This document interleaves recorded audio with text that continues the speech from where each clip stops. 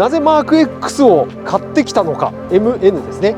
マニュアル車のセダンってないんですよ。結構剛性の高いキャリパーが入ってる6速マニュアル、いいんじゃないですか。踏めば結構面白いな。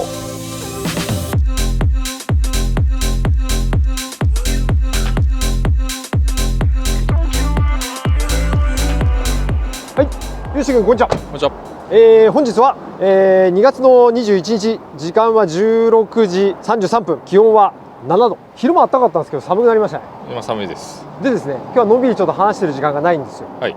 日が暮れます。夕方ですね。夕方ですね、はい、日が暮れます。日が伸びたとはいえ日が暮れます。はい、おかげさまでたくさんの買い取りとですね、たくさんの販売とですね、はい、あと今年からやらせてもらった保険ですね、はい、保険のお問い合わせ結構いただいててですね、結構忙しく、やらせていただいている中、なんとかちょっとこれを取ろうっていうことでですね、はい、できればと思います。さあよし君、何ですかねこの車。これはマーク X ですかね。はい、前回はクラウンだったでしょ。はい、何を土地狂ったかクラウンっていう話でしたけど、はい、ちゃんと理由がありましたよね。1J が積まれてるグレードだったっていう、でしたよね。はい、じゃあこの車はこれは 1J は積まれてないです、ね、1J は積まれてないですねっていう感じなんですよ。はい、じゃあこっちからにしますか。こっちからにしますか。はい、なぜマーク X を買ってきたのか。ちなみにオークション仕入れです。あ、なるほど。ここですね、ポイントはですね。GR、はい、MN ですね。はい、はい、どうだろうな、若い子とかだと分かるのかな。多分車好きのおじさま方なんかは分かると思います。はい、でちなみにうちの視聴者の年齢層はですね、実は45歳以上が半分以上っていうのがデータが出てましてですね、結構おじさまが多いので、はい、まあGRMN じゃんみたいな、はい、感じだと思うんですよね、見てる人は。はい、はい、じゃあ何が違うのか、はい、なんでこれを買ってきたのかっていうと、中じゃあ来てもらっていいですか。はいはいはいはい。なんか気づくことありますか、ヨッシー君。気づくこと、今のところヨッシー君だけ多分気づいてないと思うんですよ。ただのマーク X とはちょっと違う。ちょっとスポーティーなんじゃないですか。ちょっとスポーティーな感じ。普通のマーク X よりちょっとスポーティーなグレードっていうことで、はい、なるほど。そういうシートだったり。じゃあペダルちょっと見てもらっていいですか。ちょっとペダル汚れちゃってるかもしれないですけど。はい、ということはどういうことですか。マニュアルのグレードってことですか。そうだね。なんか特別感を消し去るね、ヨッシー君。マニュアルって普通マーク X ないんでしょ。そういうことですよ。そういうことですよ。それを言いたいんですよ。マーク2とちょっといろいろごっちゃになってる。ごっちゃになってる。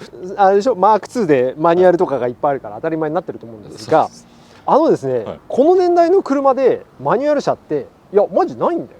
最近の車ですもんね、これ。そういうこと。はい、で、マーク X に関しても、これがですね、後期型最終型の、はい、GRMN ですね。はい、と、2015年ですね、はい、2015年にも第1弾の方を出していて、その時にもマニュアルの設定があるんですけど、はい、それ以外は標準グレードは基本的にはオートマです。オートマしか設定ないんですよ。はい、でもちろんセダンでいうと、例えばクラウンとか、はい、なんだろうな、カムリとか、はい、そこら辺のセダンなんかは当たり前にこうオートマしか設定がないわけですよね。はい、だからマニュアル車のセダンってないんですよ。そうですね。そういうことなんです。確かにないですよね。ないんですよ。はい、なのでこの車が特別っていう話で、はい、で特別だから、今回買ってきたと、そういう経緯でございます。なるほど、納得しました。納得しました。はい、はい、じゃあ一応そんな感じでですね。ちなみにこの GRMN 何の意味か分かりますか。GR はよく聞きますけど、ガズーレーシングって言うんだっけ。この GR だけあんま分かってないですけど、はい、MN の意味、マイスター・オブ・ニュルブルックリング。ニュルのサーキットのマイスターなんですかね、分かんないですけど、はい、っていう意味らしいです。一応そんな感じで今日はうちのラインナップのね、いつも扱ってるのは2000年ぐらいですか今、はい、大体扱ってるのはね、はい、そこからこの車はですね、令和元年まで飛びますので、西暦でいうと2019年ですね。だから19年タイムスリップして、あっちのチェイサーとかありますよね。チェイサーありますよね。チェイサーあれ1998年ですから。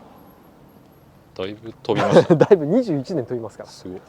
タイムスリップして、でもやっぱりこの21年の間に、はい、例えば排ガス規制であったりとか、スポーツカーブームなのわかんないですけど、はい、そういうのがなくなってしまったりとかっていうのがあって、どんどんマニュアル車がなくなっていく中でですね、はい、出てきた、マーク X GRMN マニュアルさですね、はい、紹介できればと思います。 OK ですか？はい、じゃあそんな感じでやっていきましょう。本日よろしくお願いします。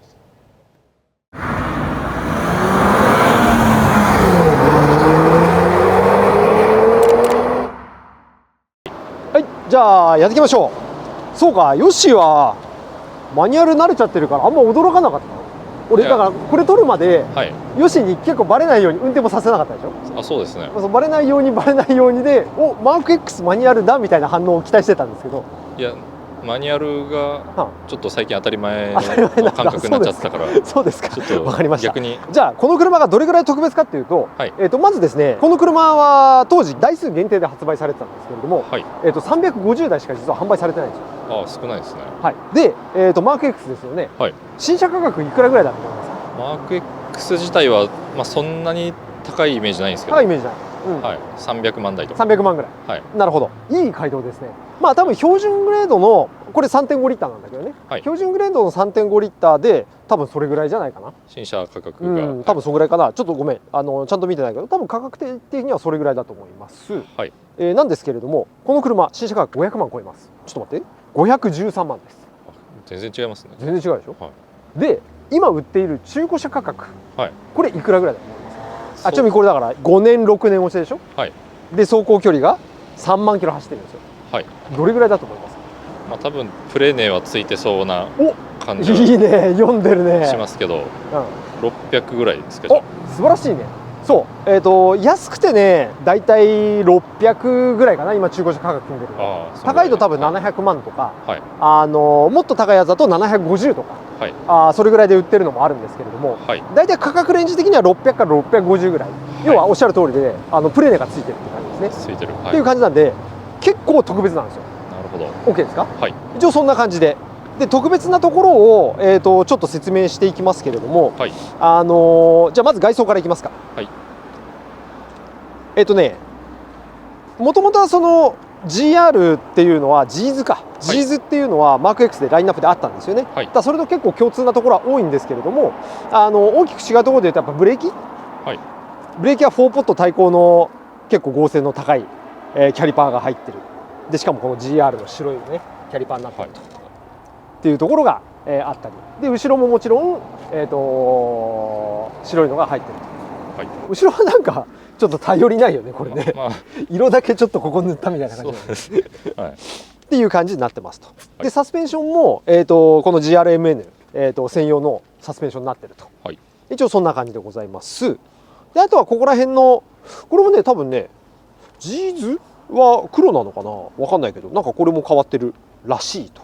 ちょいちょい黒が入ってます。そうそう、ちょいちょい黒が入ってる、はい、後ろ回っていただくと、リアスポイラーも、黒が入ってると、はい、っていう感じで、マフラーに関しても、専用でチューニングされたマフラーなんですが、はい、これはね車外のマフラーに変えてあります。これは車外。そう、はい、ローウェンっていうの、ローウェンどっち読みだか分かんないですけどね、4本出しのマフラーで、よしトミー・カイラって分かる？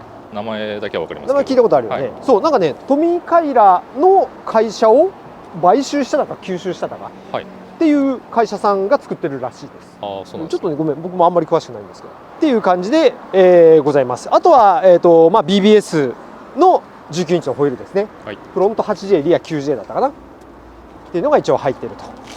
ちゃんとね BBS だからね、こういうところはこうえぐられてるわけですね。これ、ね、高いんじゃないですかこれだけで。高いと思うよ、もちろんもちろん、はい、という感じでございます。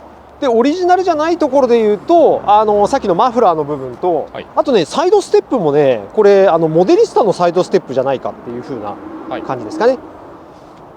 はい、一応そんな感じでございます。はい、でじゃあもうどんどん行こう。内装も行こう。はい、今日ちなみに試乗もするから。あ、じゃあ急ぎで。そう。はい、で内装に関しては、専用のスポーツシート、専用のステアリング、はい、あとは、パネル類なんかがちょっとカーボンがかかったね、パネル類に、全部変わっていると、はい、いう形でございまして、でなんといってもじゃあ向こう回りましょうか。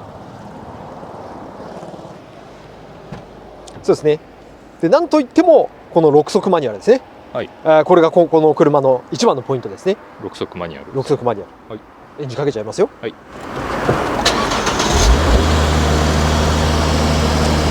1速2速3速4速5速6速でリバース上引いてこっち側ね。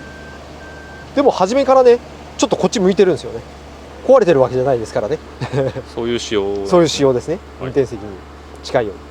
ただですね、この車サイドブレーキこっちなんだみたいな、こっちじゃないんだみたいな、そうですよね。遠い方にある。遠い方にある。まあ、ドリフトとかそういうのをやる車じゃないんでしょうね。はい、という感じでございます。はい、まあ、あとはオリジナルじゃないところで言うと、まあ、ナビゲーションアルパインの8型かなこれ、ナビゲーションにで、あとドライブレコーダーもアルパイン連動になってるので、はい、多分これでこうやってあげるとドラレコの画像も映ると、はい、っていう感じでございますね。あとはバックカメラは映るんですか？バックカメラも映ると。あります。うん、はい、一応そんな感じでございます。じゃあどんどんいきましょうか。じゃあ続いてエンジンルームいきますね。はい。よいしょ。あ、ダンパーですよ。こうじゃない。ダンパーですね。はい。エンジンルームはですね、2GR、2GR っていうのかな、の 3.5 リッターなんですが、はい、エンジンに関してはですね、はい、ここがちょっとまあ残念というとなんというか、エンジンは普通のマーク X の 3.5 リッターとかと同じなんですよ。違いはないんですね。そう。ここは。でもそれでも馬力が321馬力だったかな。ああ違うわ。318馬力だ。318馬力はあると。でちなみに言うと、2015年に出た第1弾の方は321馬力なんですよ。そう、321PS ね、はい、うん、なんですよ。だそっちの方がね3だけ 3PS、はい、高いけど、まあ誤差なのかな、分かんないですけど、このエンジンに関しては、基本的には標準グレードと、はい、同じ、エンジンが積まさってると。はい、でなんですけれども、コンピューターの制御とかちょっと変えてるらしくて、はい、多分エンジンの出力の仕方が変わっていたりとか、パワーステとかも全部電動なんだけどさ、はい、まあそこら辺の味付けはねなんかだいぶ変わってるらしいです。まあ乗り比べをしたことがないんでちょっと分かんないんですけどね、はい、一応こんな感じでございます。どうですか、特別感出てきました？そうですね。そうですよね、はい。でさらに言うならば、この車は、さっき言った第1弾ですね、はい、よし分かるかな、スポット溶接ってあるでしょ、丸い、そう、はい、車を溶接してるさ、はい、スポーツカーとかってがっつり走る人とかってああいうのを増したりするんですよ、合成を高めるために。聞いたことある？いや、そこまでやってるのは知らないですけど、そう、はい、やっぱボディ合成を高めるために溶接の数を増やす、それによってボディの合成がどんどん良くなっていくと、走りもかっちりしてくると。っていうのがあって、第1弾の時は、何箇所か忘れちゃいましたけど、第2弾のこの、GRMN に関して言うと250箇所スポット溶接増してるんだって。だから製造工程の一番初めの段階から、はい、もうボディの合成高めるためにババババンって溶接を打ちまくってると。はい、でそれ見てもらうと、じゃあそれってどこ見りゃ分かんのっつうと、よいしょ、こうね、フロアら辺とかをね結構中心的にやってたりとか、あとピラーのこういうところの奥とかやってるのかな。はい、ここほら分かるこれ普通の標準グレードって、はい、これでも多いかな。まあでも感覚的にはこれぐらいポンポンポンっていう感覚、丸がそんな感覚で、はい、はい、なんですけど、下にいてもらうともう連打されてるよね。すごいですねそうっていう感じなんですよ、はい、だからこれがフロアの部分も含めて各所溶接を打ち直すことによって、はい、合成を高めてるというのはこういうところで分かるという感じでございますね。はい、そうという感じでございます。どうですか？そんな効果あるんですか、その溶接、スポット溶接。でも多分ちゃんと走ればあると思う。うん、結構やってる人はやってるし、はい、レストアとかでさボディ剥がして、はい、レストアする時とかに、スポット溶接増したりとかもするので、うん、効果はあると思いますよ。それが新車の時からやってる。そうだね、はい、うん、っていう感じでございました。やばいね、日が暮れそうだね。ちょっと暗いです、ね、ちょっと暗いですか、はい、そうで、あとはまあ今のはさ GRMN っていう車の紹介ですけれども、はい、この車の紹介っていうところでいうと、一応これも販売する予定なので、はい、まずタイヤですね。タイヤに関してはね変えたばっかりかな。どこだったっけな、あれ向こう側かな、ちょっと待って、あった、2024年ですね、はい、なんで、タイヤは変えたばっかりの横浜のタイヤが入っておりますっていうのが一つ、はい、傷に関してはここら辺ですね。これちょっともったいないんですよね。まあでも気になる人はうちでも直せるので、はい、モデリスタだよなこれ多分。ここの傷ですね、はい、がちょっと一番大きいかなという感じでございます。内外装に関しては一応内装は結構綺麗で、はい、まあ俗に言うオークション評価点っていうところでいうと一応 4.5 点の A だったかな、 A か B か、まあまあ中古車としては高い方じゃないかなと思います。あとはアルミ傷がちょこっともう本当にちょっとあるかなぐらいな感じですかね。はい、まあ新しい分細かい傷が気になっちゃう人もいると思うので、はい、多分自分で言うのもあれだけど、多分僕らって古い車を扱ってるじゃないですか、はい、だからちょっとそこの一般的な中古車の買い方の常識とちょっとバグっちゃってるところがあると思うので、はい、細かい傷気になる方は、まあ、ぜひね原車確認してもらえればという感じですかね。はい、じゃあ一応そんなところで、じゃあもう早速日が暮れそうだから試乗行きますか。そうですね。ね、はい、行こう行こう。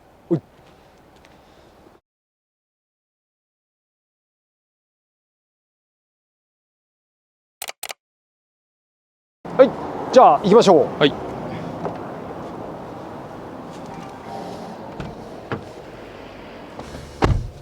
では行きましょう。はい、マーク X GR MN いきますよ。はい。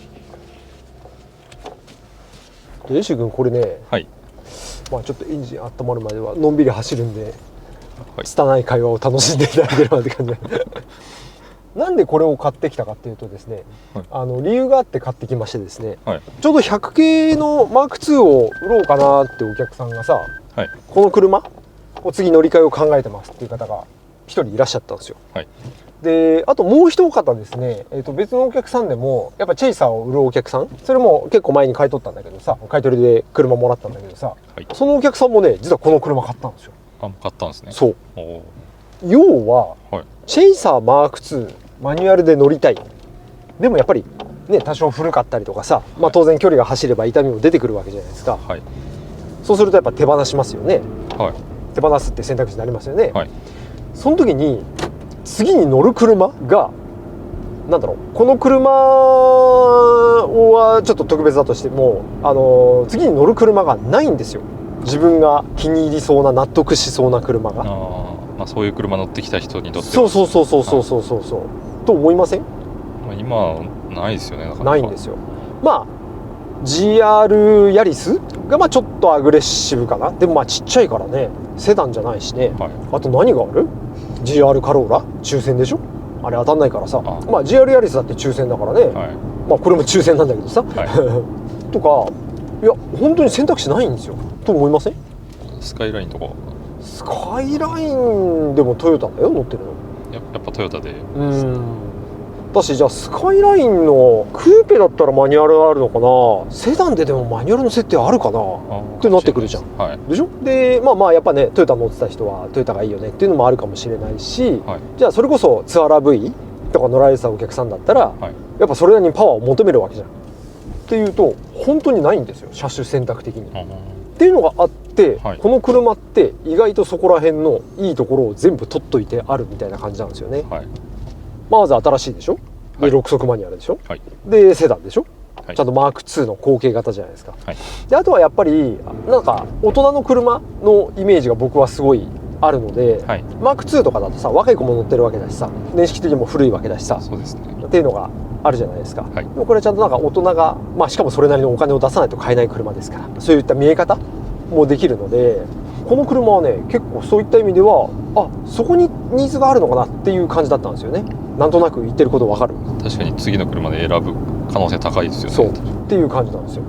でそうなんだとか思ってたらこの車がオークションにポンと出てきて、はい、あれこれってあれじゃんみたいな、噂のあれじゃないですかと、はい、って言って、まあ、ちょっとこうオークションやってたら意外と安く買えちゃったみたいな、はい、そんな感じだったんですよ。売ってる値段がものすごい高いのは知ってたんだけれども、はい、だからもう結構これプレミアだから頑張らないと買えないのかなとか思ってちょっとやってたら、はい、意外と予算内で買えたみたいなところがあって、はい、で試しに仕入れてみたという感じでございまして、はい、まあ、もしね100系乗られてる方がいらっしゃって、いや次乗る車はないな、こんなのあったらなっていうののこんなのがこの車だとしたら、まあ、ぜひうちに売っていただいて乗り換えてもらえればねいいんじゃないかなと思いますよね。確かに、すごいあれでしょ、ジェントルでしょ、いつもワンワンウォンウォン言ってるけどさ、乗った瞬間そんな感じでしただよね。ちょっともう違いますねやっぱ。そうでしかもね、2015年に出た第1弾とこの2018年だか9年出たこの第2弾ですね、こっちの後期型っていうんですか、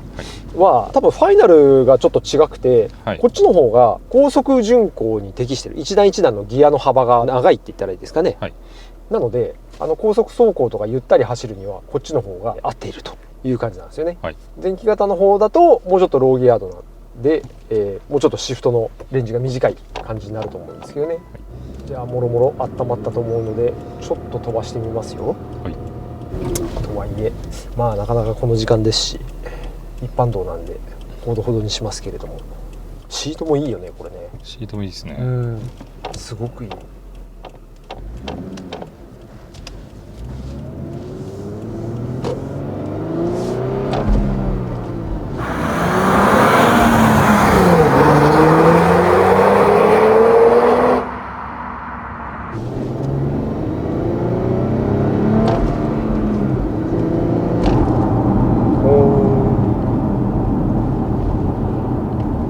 なるほどジェントルだね。そんな速さは感じないね。速さ感じる？いや思ったよりはそんな、スピード感感じないんですけど、これはなんですか、安定してるから。まあそうだね、それはあると思う。安定してるからっていうか、NA 大排気量のこういう走りだよね。下からトルクで走るような感じだけど、まあ、だって2000回転しか回してないからそんなもんか。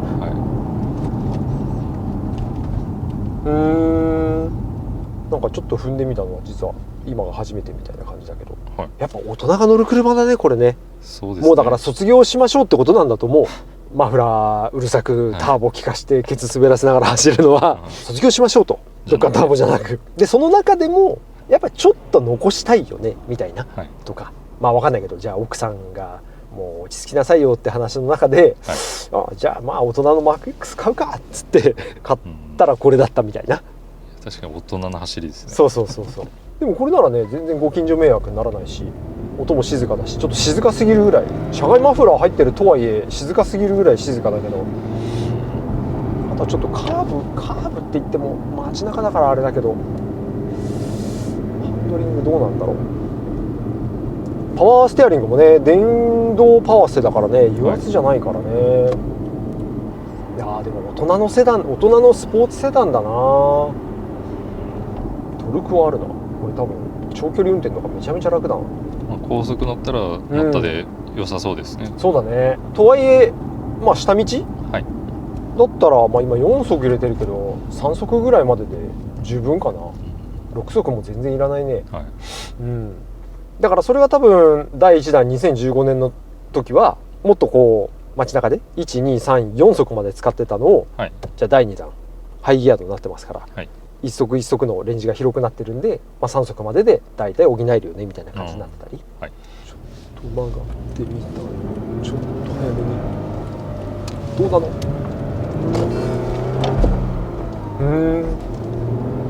って感じ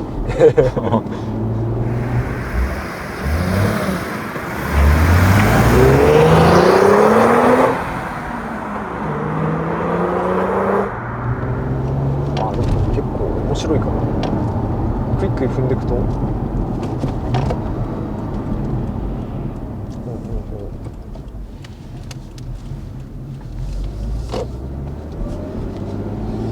なるほどね。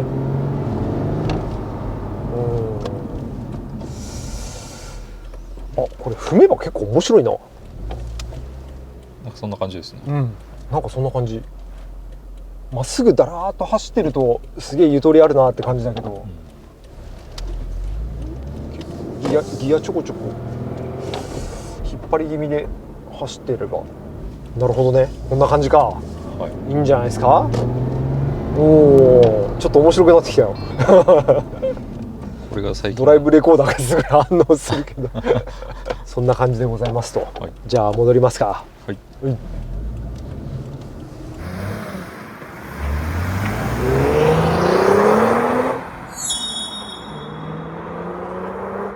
じゃあゆうし君お疲れ様でした。お疲れ様です。今日紹介させてもらったのは、こちらの特別なマーク X でしたね。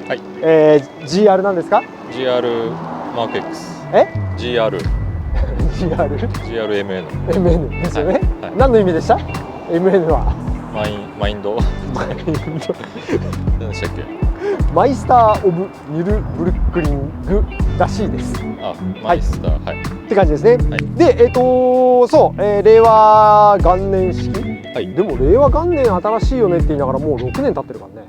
そうですね。そう、5年半落ちになるのかな。で、走行距離が3万1000キロで修復歴はなし。はい、でですね、そう言い忘れた、GRMN カーボンルーフが実はオプション設定なんですよ。はい、でこの車の標準ルーフのタイプになりますと。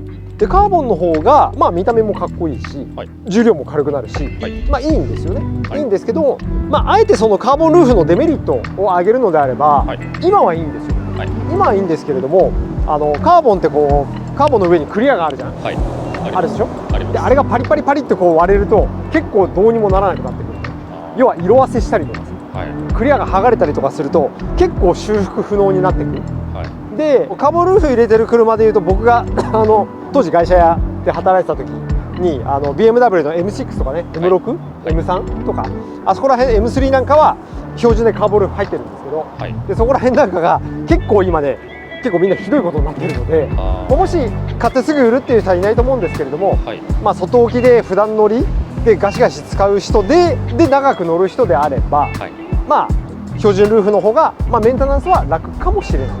はい、カーボンルーフを買う場合は、まあ、そこのリスクを踏まえて、買っといた方がいいよねっていうのが、まあ、一つアドバイスとしてはあるかなという感じです。で一応この車ねYouTube でもありますし、一応ホームページ上げて普通に売ろうと思ってます。はい、まあ売れなければ僕オークションで買ってオークションで流したりとかっていうのもやってるものでして、はい、オークションに戻してちょっとお小遣いを稼いで終わろうかなっていう感じなんですけれども、一応そんな感じで、できればと思います。 OK ですか？はい、はい、じゃあまた次回も引き続きたくさんまた買い取りで車入ってるので、はい、よろしくお願いします。ありがとうございました。ありがとうございました。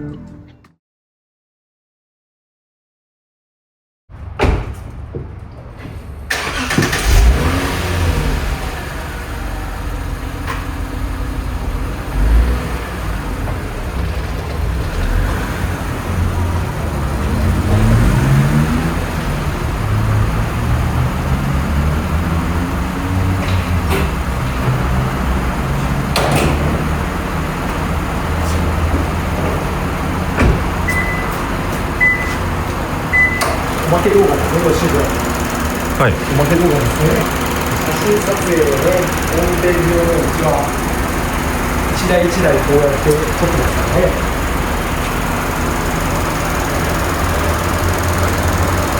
撮影中で。まああれですよ。子供の七五三みたいな感じですよ。おめかししていい舞台で綺麗に撮ってあげれば。来るんじゃないかなっていうのと、あとはやっぱりね、これはちょっとさ、このマーク X は新しいからあれだけどさ、はい、古い車だとね、どうしても動画じゃ伝えられない傷とか、そういうところがあるからね。細かいとこも撮ってる。これね、大体どれだろうね、300枚ぐらい。そんなんすか？200ぐらいは撮ると思う。まあ厳選してね、アップするのが大体7、80枚ぐらいかな。はい。素材としては200ぐらいはそうかな。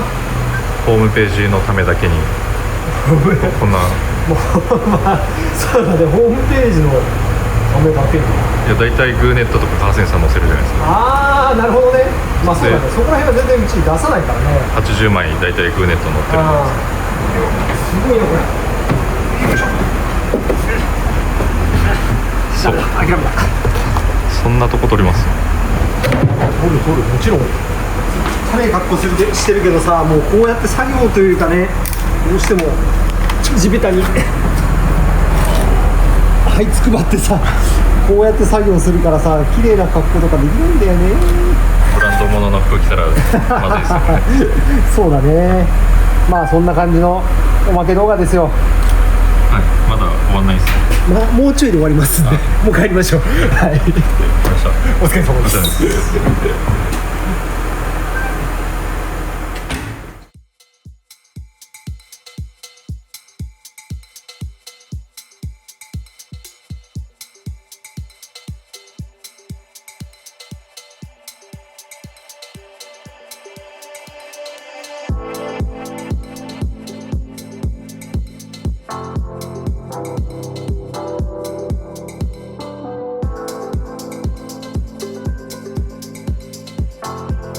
す。